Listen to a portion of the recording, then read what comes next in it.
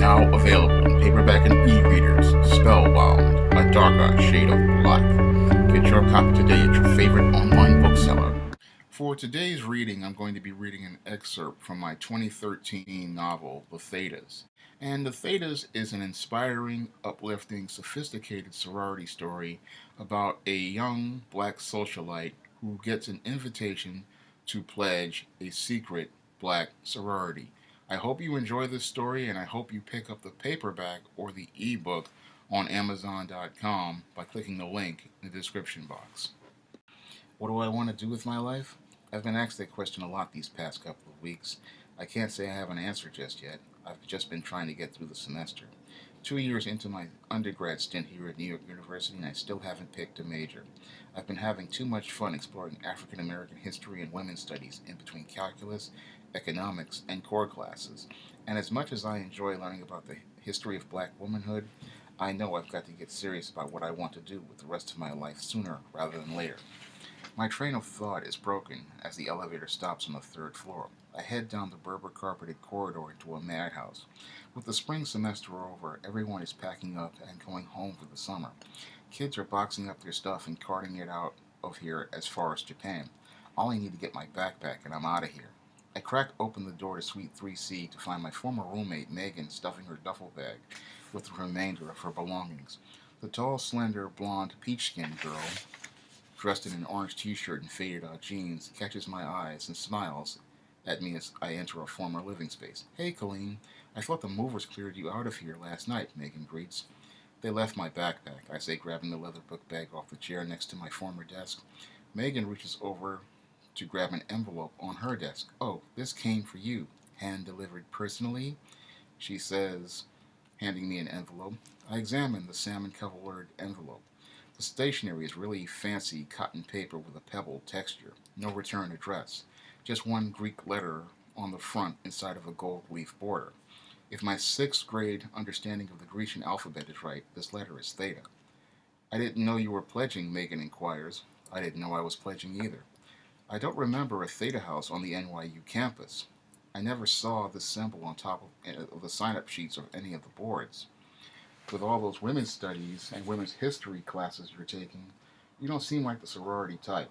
I'm not. Personally, I find sororities to be sexist and demeaning. The female equivalent of an all-boys club that helps keep things separate and unequal.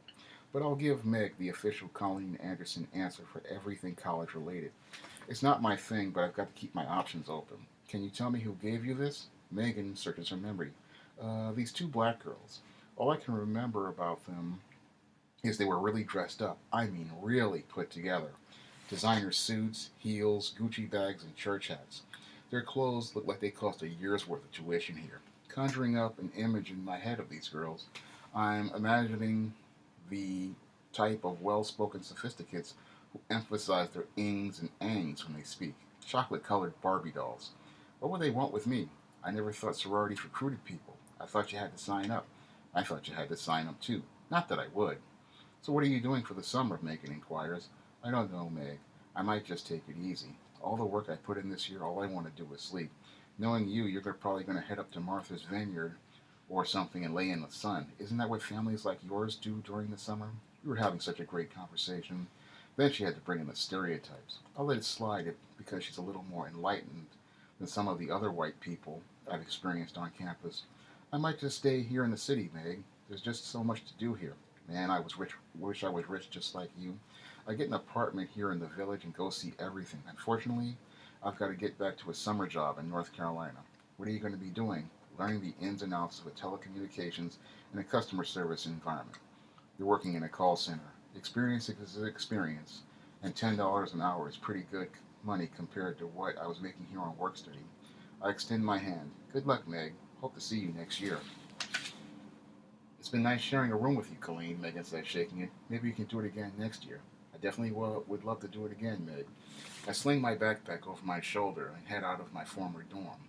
The sooner I get back to the penthouse, the sooner I can start solving the mystery of the salmon-colored envelope with the Greek letter on it. I study the envelope on the cab ride downtown, still drawing a blank. As soon as I get upstairs, I can do a more detailed search on the internet behind the symbol and colors. If sophisticated strangers in designer suits are hand delivering letters to me on high quality paper, there has to be a reason behind it. I didn't want to use the library's computers because I didn't want anyone in my business. A search on the Theta sorority could lead to a porn site or a dozen of them. Besides, I wouldn't get a seat at a terminal anyway. Everyone's checking email, sending messages, and making final travel arrangements before they get ready to head to the airport. The T1 connection at the penthouse is a lot faster than the local area network at the library. Unfortunately, New York City traffic isn't. I anxiously peer out the window of the cab, waiting for the traffic light to change so I can get home to get some clues regarding the mystery behind this fancy stationery. I let out a sigh of relief as the light turns green and the cab sprints up Park Avenue and approaches 73rd Street. When the driver eases into the parking space right under the awning of 3430 Park Avenue, I unzip my backpack, pay the fare, and stuff the envelope in it. As Earl, our doorman, marches down the red carpet and opens the door for me, I give him a friendly smile. "Welcome back, Miss Anderson," the thin, gray-haired, caramel-colored man greets. "How was school? Got through the semester with a 3.99 GPA, Earl. How are things with Clarice?" Clarice made the honor roll. I knew she could do it if she applied herself. She keeps pulling grades like that. She'll be an NYU herself. "I don't know if I could afford NYU on a doorman's salary," Errol laughs. Mrs. Wallstein, an old white woman who lives downstairs, grimaces, watching Earl and I chat. As she approaches the door of the building with her toy poodle, Earl quickly stiffens up his body language and pastes on a staid expression while he opens the door for her and her dog. I understand he's keeping things professional to keep his job. I keep things personal by reaching into my backpack and taking out my wallet. "Maybe this will help out with the situation," I say as I hand him a tip. Earl smiles at me, then at the $100 bill. "Thank you, Ms. Anderson." After tipping Earl, I stroll through the lobby to the private elevator at the end of the hall. Anticipation builds inside me on the ride upstairs. As the elevator opens in the foyer of the penthouse, I hear chatter coming from the living room. Daddy must be entertaining a guest. The search in the Theta sorority is going to have to wait. I put on a smile and make my way into the living room, where I'm surprised by the sight of my Aunt Margaret chatting with Daddy. The thin, mocha-colored, middle-aged woman wearing a pastel-colored Chanel suit, bone-colored heels, and a pearl necklace jumps off the oxblood nail-head leather sofa and rushes up to give me a hug. She wants something. "Colleen!" Aunt Margaret greets as she breaks the embrace. "How are you?" My smile twists into a grimace. "I'm okay, Auntie. I hear you've been doing exceptionally well at university." "I told you got straight A's this semester," Daddy says from across the sofa. I flop into the matching oxblood leather chair across from my father. Aunt Margaret sits on the sofa a cushion's distance from him. "I'm glad you're doing well in your classes, Colleen, but could, but you're going to need more than good grades if you want to be competitive in the world. What are you doing for extracurriculars?" "Extracurriculars, school paper, clubs. I'm taking on a 6-course load at NYU. There isn't any room for extracurricular activities." "You do know the girl has to eat and sleep," Margaret, Daddy jokes. "But Jack, Colleen needs to be better rounded so she can grow into a balanced person. Everything just can't be academics. If I get any more better rounded at college, I'm going to need a straitjacket." "I just feel you're not having the educational experience you should be having," Aunt Margaret continues. "You need to have a social education in addition to an academic one if you're going to be prepared to run your father's business affairs." God, not this crap again. Ever since I was 6 years old, my whole life has been dedicated towards getting a social education. While other little girls were playing with jump rope and Barbie dolls, I was learning basic etiquette so I could meet with the members of the Anderson Financial Board and our senior executives at company parties, learning how to behave in just the right way. Watching every move I made at the dinner table, wearing the right clothes, wearing the right hairstyles, getting the best grades so I could go to the best private schools. Not doing anything to embarrass the family or tarnish the family name in the public eye. I thought going to college would be a break from all the pressure I've been getting to be social for the past 18 years. I roll my eyes. Does everything have to be about my inevitable destiny? "Colleen, you're going to be taking over Anderson Financial when you get older. Your father needs you to learn all you can so you can be the best leader you can be. I can't lead others if I don't have control over myself." Well, when I was at university, I was in clubs, reported on the school paper, and got involved in student government.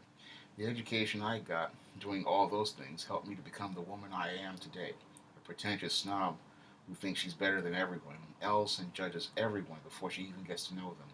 You're not helping your case, Auntie. You didn't go to NYU. I went to Fisk. It was just as challenging. Still, you didn't go to NYU. We have a nice spot in Washington Square where all the suicidal types have something to aspire to when they decide to end it all. Are you doing anything this summer? I just got back from college yesterday. Can I get a chance to unwind? I was planning on sleeping in for 2 months. I want you to meet with some of the sisters from the Thetas this afternoon. I reach into my backpack and pull out the envelope. So you're the one behind this fancy stationery I got at the dorms? I see you got our invitation. They missed me. Even so, I've asked some of the sisters to drop by the penthouse to discuss your pledging them this summer. Pledging? Wait a minute. The buzzer interrupts me. Aunt Margaret rushes over to pick up the phone. Yes, send them up. You can pick up the Thetas at Amazon.com or other online booksellers in paperback or digital format.